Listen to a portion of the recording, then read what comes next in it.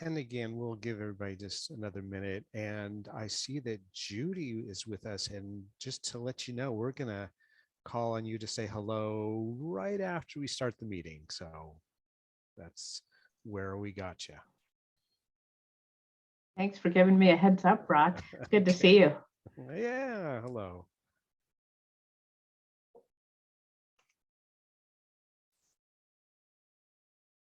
While we're waiting to get started, if folks want to go ahead and type your name and organization into the chat, it'd be a good way for others to get to know who's here today.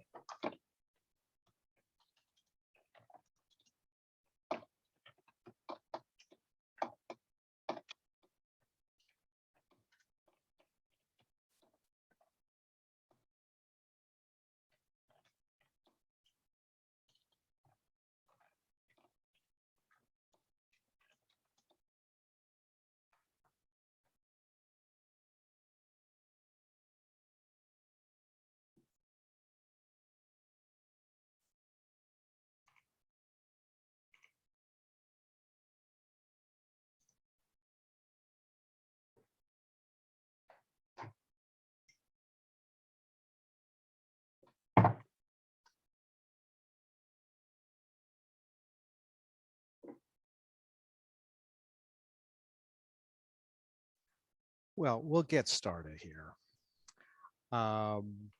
Good morning, afternoon, all. I'm Brock Adler. I'm the chair of the Advocacy Committee for NAAEE. Welcome. Thank you so much for joining us, and thank you for helping us secure the future of environmental education. The purpose of this call, the main purpose, is to engage all of you in our efforts to have crucial federal EPA and NOAA funding for the field renewed and hopefully increased for the upcoming fiscal year, and to deploy you to connect with your members of Congress and most likely their staff together a joint effort with your state environmental education associations and your local colleagues. We are very optimistic this year for a smooth renewal of the funding and even for a modest increase. So let me turn it over for a moment to Judy Brous, Executive Director of NAAEE, to welcome you as well. Judy. Thanks, Brock. Great to see all of you. And I hope you can encourage other colleagues to join these calls because, as Brock said, policy is so important in terms of increasing funding and support for our field. And we look at, of course, environmental education broadly. So thank you for joining. Thank you for being part of this. And I just want to give a huge thank you to Brock and Sarah for all they do. Sarah is our Director of Policy and Affiliate Relations, and as Brock said, the chair of the Advocacy Committee, and we are trying to get more people involved, help build advocacy skills so that we can do this work. So thank you all, and thanks Brock, and thanks Sarah. Look forward to the presentation. Well, and to you, Judy, for your leadership all these years. Thank you. And Sarah, say hello and the agenda. Great, thanks. Hi, everybody. Again, I'm Sarah Bodor, and I'm Director of Policy and Affiliate Relations for NAAEE. It's great to be here with you today. I will review the agenda, and then we'll just jump right in. I think everybody knows the Zoom rules at this point in the game, but just again, for the most part, we'll ask that if you're not talking, you keep yourself muted so that we don't have a lot of background noise. You can certainly use the chat to ask questions throughout, but as we're a relatively small group, we welcome you to also bring yourself off mute when you have questions. We'll be taking turns kind of keeping an eye on the chat so that we can answer questions as we go, but we'll also make time at the end for questions that you might have. I've already said it, but if you want to type in your name and the organization you're with, we can sort of keep an eye on who's here with us today. And you probably got the prompt when you joined, but we are recording this and we'll be posting the recording on EE Pro later. So with that, I will just quickly run through our agenda today. We are in this interesting time between the wrap up of one federal budget process and the beginning of another federal budget process. So we'll start off with a couple of updates on the fiscal year 2022 appropriations process, which just wrapped really this week. We will touch on our asks for 2023, which we're getting underway right now. And so Brock will walk us through the nuts and bolts of our fiscal year 23 campaign. And we'll go through some highlights of what that looks like and what you can expect from that process. We will also give you a heads up about all of the resources that are available to help you and support you as you engage in this work over the next couple of weeks. Just again, I'll hit on this later, but we know our timeline and we don't know our timeline. So we will we'll talk a little bit about that. And then again, make lots of time for questions and depending on where we are in our agenda, making sure, just giving a little preview of some of the legislative work that we'll be doing after we get through this budget process. And with that, just a quick look at where we are with the 2022 appropriations. Most of you know, and most of you join these calls regularly. So we were operating under a continuing resolution for the first half of the fiscal year 2022. As of this week, we do have a signed omnibus bill that will fund the federal government for the remainder of the fiscal year. And so where we landed, as you all know, we keep our eyes on the programs that fund environmental education at EPA and at NOAA. We did see a slight bump over last year's funding for the Office of Environmental Education at EPA. We had high hopes because the Senate proposal initially reflected, our advocacy work with a $10 million line item for the Office of Environmental Education. So we know that we've got more work to do as we look to fiscal year 2023, particularly on the House side. As Brock said, we're very optimistic, but we really are not going to relent in our efforts to see an increase in the budget for that critical program. And then turning our sights over to the programs operated by NOAA's Office of Education. We understand that they are looking at an increase of $500,000 for the BWET, the Bay Watershed Education and Training Program. In the grand scheme of things, that doesn't sound like a lot, but that's a nice boost for that program. We're excited to see it and know that there will be a lot of good work that gets funded as a result of that increase. And then on the environmental literacy grant program, it's a little trickier to tease out at this moment because that funding is lumped together with the base funding for the Office of Education. And then those decisions about how to allocate funds for that grant program are made internally. So we know that there's a $5.5 million allocation for the office, and they will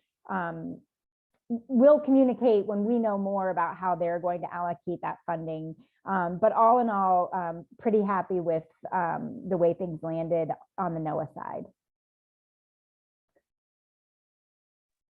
And as I said, now we're switching gears really quickly to 2023. And I'm going to let Brock talk about what that campaign looks like.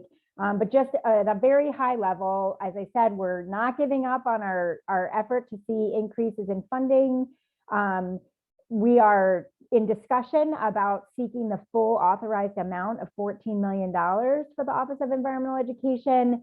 But these requests are, sort of at the mercy, if you will, of approval from our champions in the House and Senate. So we have to work really closely with those offices to be on the same page about what the appropriate request might be. And so all of that will become final in the days ahead. And I will just briefly say, for those of you who might be new to the process, and again, Brock's going to get really into the details, that our work in appropriations is really based around these dear colleague letters. And so the way that appropriations committees make decisions about their budgets is they listen to their colleagues. They listen to other representatives, other senators who put in formal requests for specific programs. And so our work is behind the scenes, kind of helping to make sure that as many members of the House and Senate sign on to these letters as possible. So that's just a little bit of an overview of how this particular work unfolds. And Brock will share with you a lot more detail about what that looks like. Brock? Thanks, Sarah. So yeah, we have a strong foundation for this year's campaign. I've been working on this for a long time and just always we've been building every year, and this year we do have the strongest foundation we've ever had. So fantastic. So I'm going to talk to you about for about 10 minutes about the nuts and bolts of this campaign. If you've done this before, it'll sound familiar, but there's a few this and that. So we've improvements in the process that we have.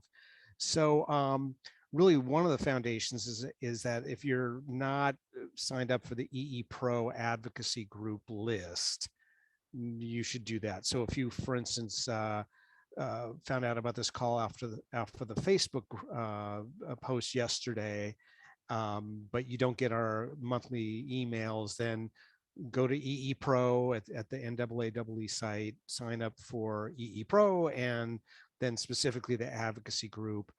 And even if you are on this group and got this email, if you would go to your, this is a little deep, but go to your settings for the EE Pro advocacy group and change your notifications to as they are made or as they are posted, as opposed to weekly or even daily, because a couple of times a week for the next couple of weeks, we're going to have like the latest news. And so please go do that. And then we'll, after the, in a few weeks, we'll go back to once a month. But if you could do that, that's great.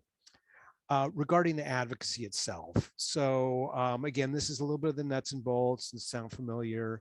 The first step is finding your members of Congress, both the representatives from both where you live and where you work, because those are both of those are your representatives, and both senators. So you know who you're going to, you specifically are going to be approaching. And then you can we're not going to have the full package of information posted. It's not yet, and maybe not even tomorrow, but early next week, and we'll tell you when it's going to be posted. But what you can do now is go to the senators and representatives websites, kind of scope them out.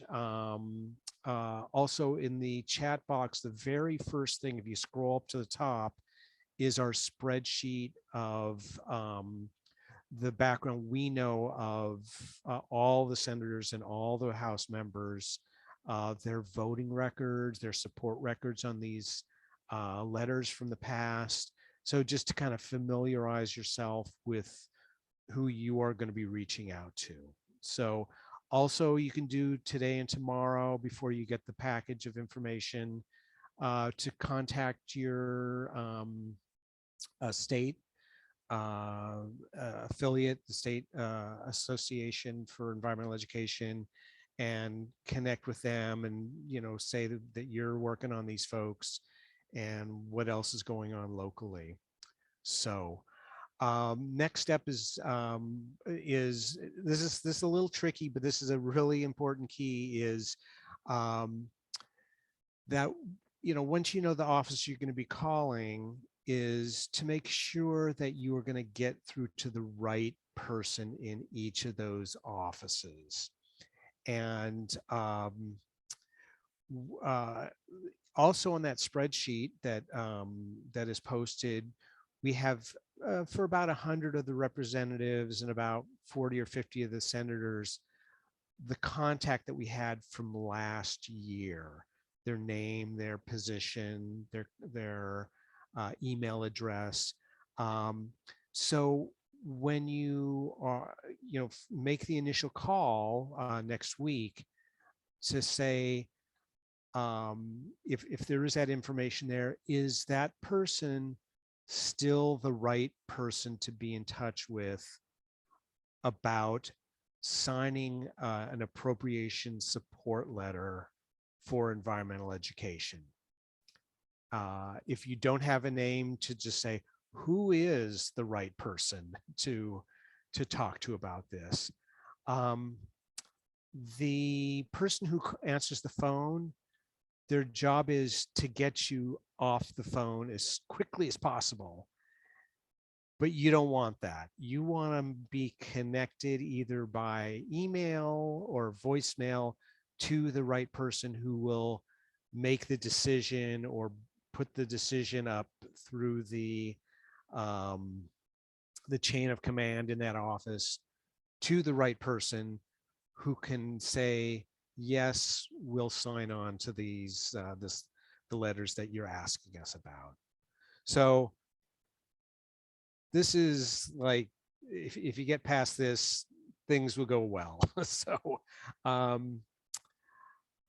So once you're either connected with via email or voicemail,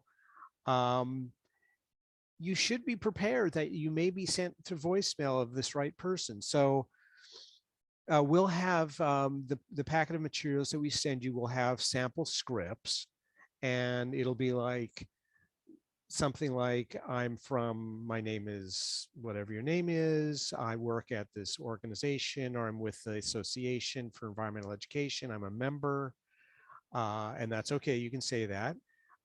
And we'd like you to, the representative or the senator, to sign this letter. And I'll email it to you or get it to you somehow. And the people we're reaching out to in the offices, they know what to do with this. This is their job at this time of year, is to filter through all these requests, and they get dozens and dozens of them, and they, hopefully will say yes. So, again, the ultimate goal is to have them sign on to these letters. This is a team effort. So, again, work with your affiliate, work with your colleagues. As Judy said in the beginning, reach out to one or more of your colleagues to send them the material once it's posted, and the instructions, and get them to do it. More is better in this process. But it really doesn't take more than 1 or 2 calls for this to happen in a given office. We have a very modest, specific request, and they are geared up for this. And if you are, you present yourself as, this is what we want, and this is what the community needs, and this is what is good for the community, it really doesn't take very much to, get them to make the decision, yes or no. So the important thing is that this is the core of democracy, is the, members of the community saying, this is what is, this is our priority. This is, funding that operates the YMCA camp, or, gets a curriculum developed at, our school district.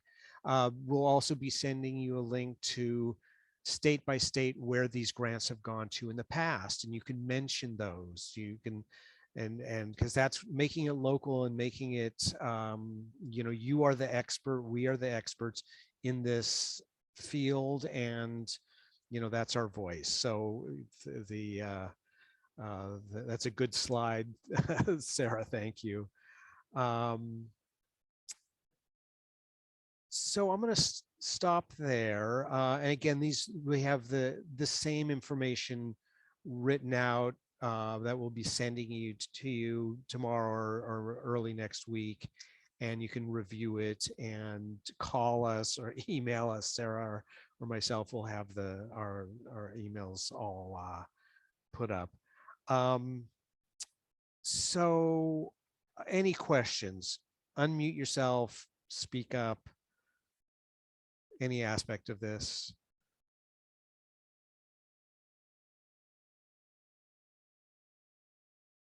And we'll have time for questions again later on. I'm going to turn it back over to Sarah now, who's going to tell you a little bit about timing and other considerations. Sarah. Great, thank you, Brock. So just want to point out that while the process is sort of the same and we know what to expect in terms of the Dear Colleague letters, and the offices know that they're going to be getting these kinds of requests, and all of that, you know, is cyclical year after year, there's also some consistency to the fact that some of it's out of our control. And so the biggest sort of piece that's kind of out of our control is the timing. We have a general sense, you know, there's a predictability to the calendar, but one of the reasons why we are saying, you know, get organized and let's get ready, but hold on because we don't have all of the materials quite ready for you yet, is because of sort of what I talked about before, which is the need to be in lockstep with our champions in the House and Senate. And so we are subject a little bit to whatever delays or timing those offices are working with. That affects the availability of the final fiscal year 23 Dear Colleague letters for circulating. The good news is that we have the letters from last year. The letters don't change that much from one year to the next. So they're able to be used for reference.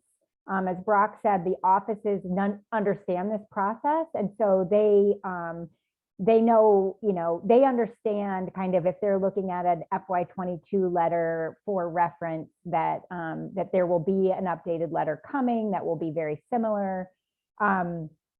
We also don't know yet what are the deadlines for individual appropriation subcommittees. So each subcommittee tends to set its own deadline.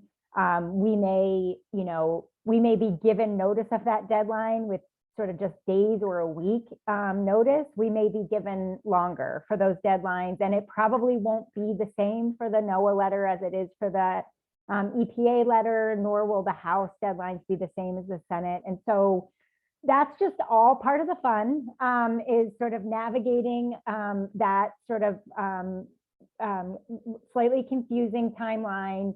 But this is why, you know, we're always encouraging, you know, this advanced preparation, this little bit of homework ahead of time, because the reality, as Brock has pointed out, is that when it's time to actually make the asks of these offices, that part doesn't take much time at all. It might take a little bit of follow-up, but if you've got all your ducks in a row, it's a relatively easy task. And then, you know, Congress is totally out of our control. And so sometimes you get a budget 6 months into the fiscal year. And so, you know, all of that, again, is just part of the fun. But I just wanted to point out that, you know, we follow our timing as best we can, and just know that there are sometimes hiccups and snags in the way that this process plays out.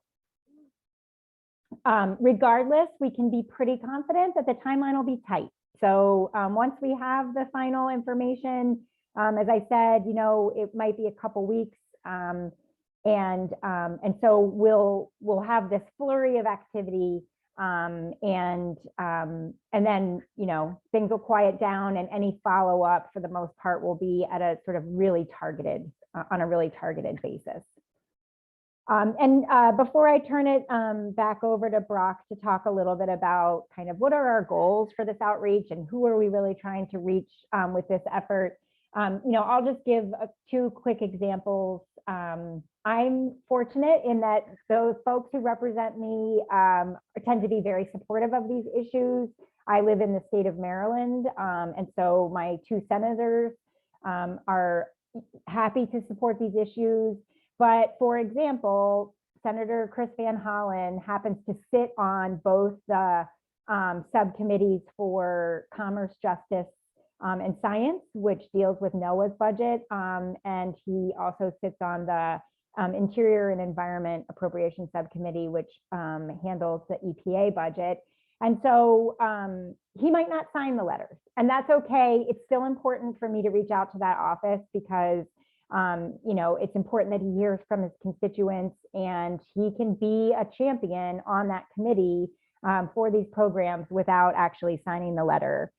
On the other hand, my congressman, John Sarbanes, isn't on any of those committees, and it's a pretty easy ask to just remind his office that these are letters he signed in the past, thank him for that past support, and welcome his support again this year.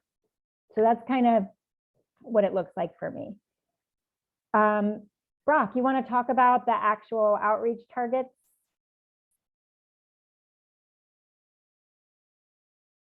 Oops. Sure. Let me just comment first about what you just said about starting off with a thank you, especially if you're a representative or senator signed on to the NOAA letters for the one that was just approved. So, but they signed on a year ago.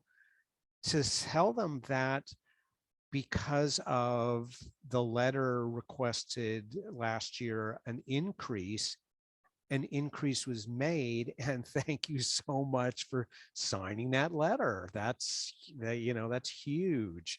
So we'll put that again in the script and all, but that's just fantastic. So our goals for the year.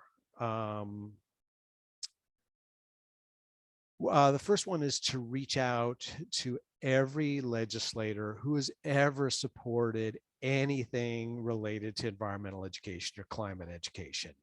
Again, on that spreadsheet with all the representatives and senators, you'll see if there's any time an X or, that they checked that they voted for something or signed a letter. These are the easiest asks, and there's well over 100 representatives and almost 50 senators who have stood up for the cause over the past 15 years that we've been tracking it. And just don't let them go without having them sign on this year. Going broader than that, we would like to have 90% of Congress contacted. Now, there's a few members of Congress that we would be better left alone, and in your state who they are. But geez, Republican, Democrat, we want them all. We'd like to contact all of the members of the Appropriation Committee. And again, as Sarah said, that some of them may not sign the letters, some of them will. And there are some internal processes for them to make internal requests for these line items. Sometimes they'll have a form, not the general form of send us your opinion, but it's a form that asks specifically for the program name and things like that. We can help you fill those out if you encounter those. But if you're representative or senators on an appropriation committee, this is a good thing. And we are, do get in touch with us and we'll help you navigate that aspect of it. We want to ask and press hard to all the retiring members of Congress. We'll send you a link to a list of those, and you may know who they are. One more time for the community, for the cause, every retiring member of Congress. And frankly, a lot of them are our friends and have supported the cause in the past. So don't let them go. And especially we want to connect with the freshmen in Congress. This is their second year, but there's a lot of them. And again, most of them we'd like to have you contact. So at this point, those are our goals. I'm going to turn it over. I see Rich Innes has joined us. He is our lead on Capitol Hill for the EPA programs. Rich, we've just gone over kind of the process that we go through every year and the particular quirks, but I'd like to invite you on for right now for about 5 minutes to talk about, we already talked about the increase from last year, but like what's in store for us this year. We are so grateful to have you leading the way on Capitol Hill. So I'm going to turn it over to Rich Innes to give us the update for this coming year. Rich. Great. Well, thank you, Brock, and thanks everybody there. I loved seeing that picture of Brock up taking Capitol Hill by storm there. Those legislators didn't know what was coming between him and Gabriella. But anyway, thank you. We've got a, you were talking about quirks on Capitol Hill. Well, there are a lot of them. We just got through, as many of you saw, FY22. We've been in a multiverse. We've had FY22 halfway into it before Congress even began to look at FY23, which is what we now have. So in FY22, funding for the EPA program on environmental education basically stayed level. We got a few $1,000s more, like $35,000 more than we did in FY21. It was disappointing because we did have increases in both the House and the Senate to $10 million for that program. But when they got into conference between the two, they only ended up with basically level funding. So we are hopeful that we can increase that amount in the FY23 cycle, which is what we are now finally in. So what's going to happen, and Brock is a master of this, he knows the cycle well, and Sarah as well. We are going to hear from the appropriations committees that they want the members of Congress to tell them what their priorities are. And what we're hearing is that for the House, that may be in just a couple of weeks from now that they want those letters finalized. And in the Senate, it may be in early April. But what that means for us is that we want members of Congress to sign on to these letters that say to the appropriators, please fund environmental education at EPA for all the right reasons. And this is a letter that will be circulating, being led in the House by two Congresspeople, Representative Langevin, Democrat from Rhode Island, and also Representative Neguse, who is a great member of Congress from Illinois. So those letters should be circulating hopefully within the next few days.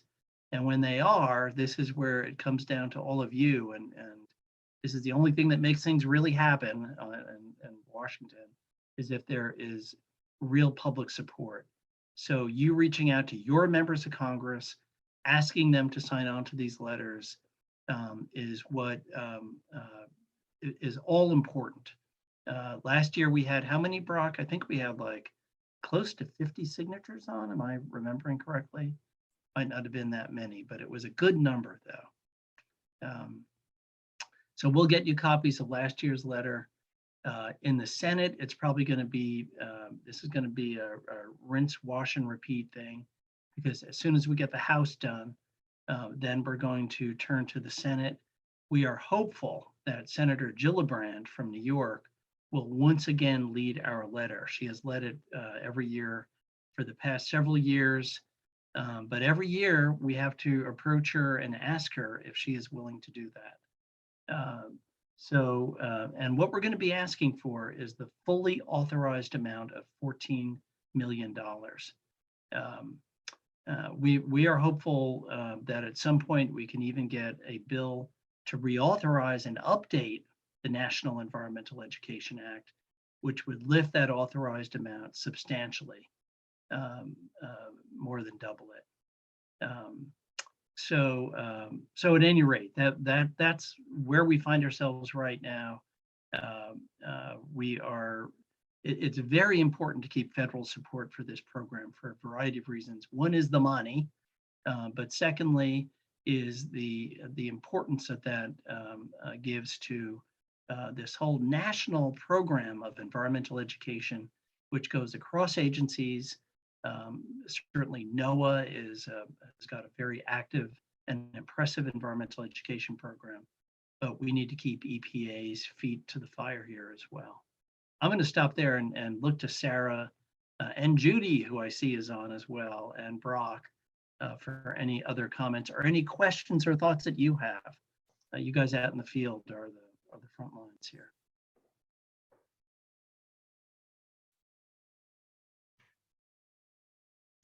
We did see Judy there for a second. We saw her live. We did. Hey, Rich, my internet is really shaky, so every time I turn the video on, it says it's unstable.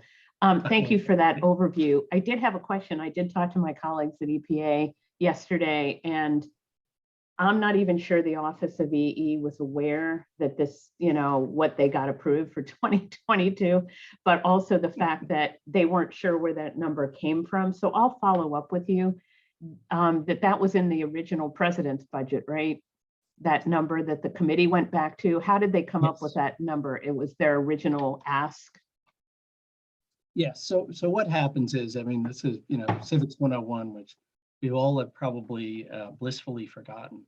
But the president comes out with a budget, which actually I understand that the president's budget for this year is going to finally come out on March 23rd. So look out for that. But the president, the executive requests a certain amount that in this case Biden says that he needs to run his government. So he comes out with a request, and that kicks off the whole budget cycle. And last year in that request, the president requested, and I don't have the exact number here, but it was 8,600,000 or something. Yeah, that's what it was. Yep. So the president requested that amount. He said, this is what I need for environmental education at EPA. And when push came to shove, that is the amount that the committees provided to him for that program. So we are hopeful. What Judy I think is referring to, I know she is that if in the president's budget request for FY23, we can get them to request a higher number, that then becomes very important. When you have a democratically controlled Congress, it becomes very important. Republicans don't really care as much what a Democratic president requests, and vice versa. But where you have a unified government right now, it's an important number. So EPA requested that amount, and despite the fact that both the House and Senate had requested more, that was the default number that it fell back to. For 22, 23. Thanks, Rich. Yeah, but we don't have much time to get EPA to put in a higher number. So we're working on that, and we need to work on that, it sounds like, in the next few days. Thank you for all you're doing, Rich. Hopefully they did. Hopefully they put in a higher number. We'll see. Thanks, Rich. I think we've lost Brock. I'm sorry to hear that. Does anyone have any questions for Rich?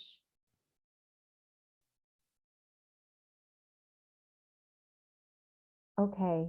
Well, thanks so much, Rich. Obviously, you're welcome to stay on. We also totally understand if you need to hop, but it's really great to have you join and get the inside scoop from you. Well, thank you, Sarah. And I'm not just saying this, but the collaboration with NAAEE and with all of you is absolutely essential to keeping federal support for these programs. It is what does it. So thank you all. I will stick around just to listen in for a few minutes though. So Great. thank you guys. All right. Well, I'm gonna go ahead and share my screen again and just touch on a couple more things, and then I will, we're getting close to the end of this presentation, so I promise I won't share my screen for too much longer, and we can have a conversation. So what I want to, bear with me, just quickly, Brock has mentioned several of these, but I just want to reassure you about the resources that we have available to support you. In addition to Brock and I, we are constantly available to be helpful to you in any way that we can. When we share out these materials, we'll have our contact information included. And I know there are a few of my colleagues, particularly in the NAAEE affiliate network, will sometimes just send me a quick text when they have a question or they're about to take some action or have an update they want to share. And I try to be as responsive as I can to those. So please don't be shy about reaching out when you need help. But beyond that, the package of resources that is nearly ready will include those Dear Colleague letters when we have them. As I mentioned earlier, sometimes we don't get them until the last minute, but we do have last year's that we can use as reference. The record of past support, I dropped that link into the chat, but we will always kind of refer you back to that so that you can see where you might have a record of support to lean on and leverage in this work. We have a nice one-page summary for each of the programs that you can share with your representative offices who may not be as familiar with the Office of Environmental Education or with the grant programs at NOAA. We're able to bolster our asks with by pointing to recent grants by state. So we have a directory of the EPA and NOAA grant programs and the recipients of those programs and the amounts that were awarded. And those are great ways to tell a little story about the impact of those programs in a particular state or district. Then, as Brock said earlier, that package will also include really written instructions that essentially outlines everything that we've talked about today. And then we also have sample scripts and emails that hopefully make it as easy as it could possibly be for you to make those phone calls and send those notes out. So those are resources. Again, we'll be providing those by email through EE Pro and posting those online by the end of this week or the very beginning of next week so that we are ready to go. Just to circle back on the timeline, I talked a little bit about sort of the things that are out of our control. As you all know, we are planning a week of advocacy for environmental education beginning March 28th and lasting throughout that week. And we're asking folks to set aside time to send some emails and make some phone calls during that week. But we're getting started just a little bit early. So Rich talked about kind of the likely deadlines in the House and Senate for at least the subcommittees looking at EPA's budget. And, you know, the week of March 28th sort of falls within that window of time for activity. But just because we know that this often takes a couple of, you know, not a ton, but it takes, you know, a couple of tries with regard to outreach, a little bit of follow-up. We want to sort of start that outreach now so that we're kind of wrapping things up and making final calls and emails during that week of environmental education advocacy. So I'm going to stop there and just see what questions anyone might have.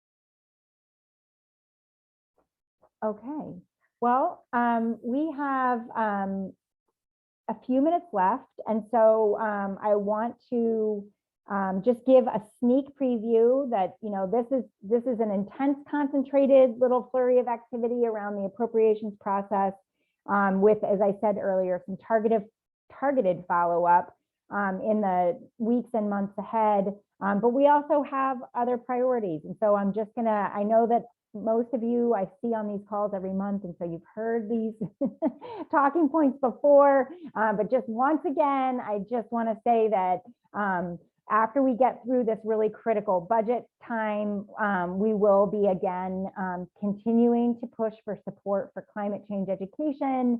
That looks like getting co-sponsors for the Climate Change Education Act. Depending on other initiatives that might move forward, it might mean championing the inclusion of funding for climate change education at NOAA through other bills and provisions. We also do expect the reintroduction of a federal No Child Left Inside Act this spring, and we will be doing a lot of work together as a community to build support, again, through co-sponsorships and all kinds of education and outreach around the benefits of environmental education in the pre-K through 12 setting. And then, you know, Rich touched on the possibility of working towards a reauthorization of the National Environmental Education Act. You know, there's a lot of unknowns around that, but we're certainly going to keep our eyes open, and we're going to be following Rich's lead to see where that opportunity might take us. And then, as I've mentioned in the past, there's also, you know, ongoing discussion about how to revisit opportunities to secure additional infrastructure funding for schools. And for our community, you know, that includes a particular interest in funds that might be available to improve school grounds for learning, that might be available to, you know, support things like outdoor classrooms and green schools programming that integrate, you know, curriculum instruction and learning into the greening of school facilities. So things we're keeping our eye on. And obviously, when we get to the point where we're really taking action, when and if we're taking action on any of these fronts, we will spend time on future calls focused on that.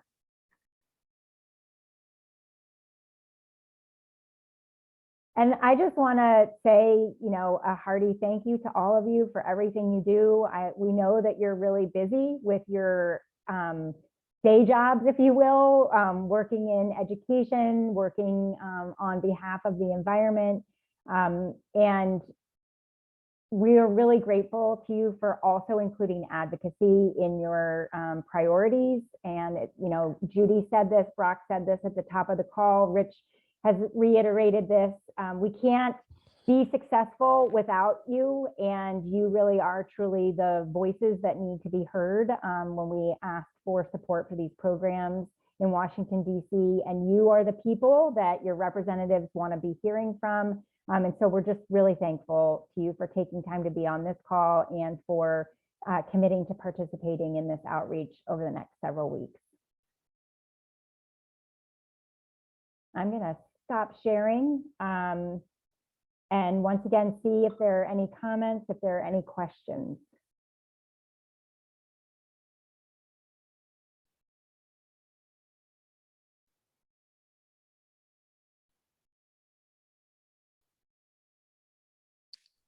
Well, let me add my thanks as well. I'm sorry I dropped the powers that be dropped me off, but that's why you should always have two moderators for your Zoom calls. So just, we're very optimistic and we can do this, and a little extra goes a long way in environmental education, as we all know. So you'll be hearing from us maybe a couple of times a week for the next few weeks, and then we'll have this under our belt again for the year. So thanks very much. Thanks, everybody. We'll let you have 9 minutes of your day left. Take advantage of it. All right. Take care, everybody. Happy spring. Thanks, everyone.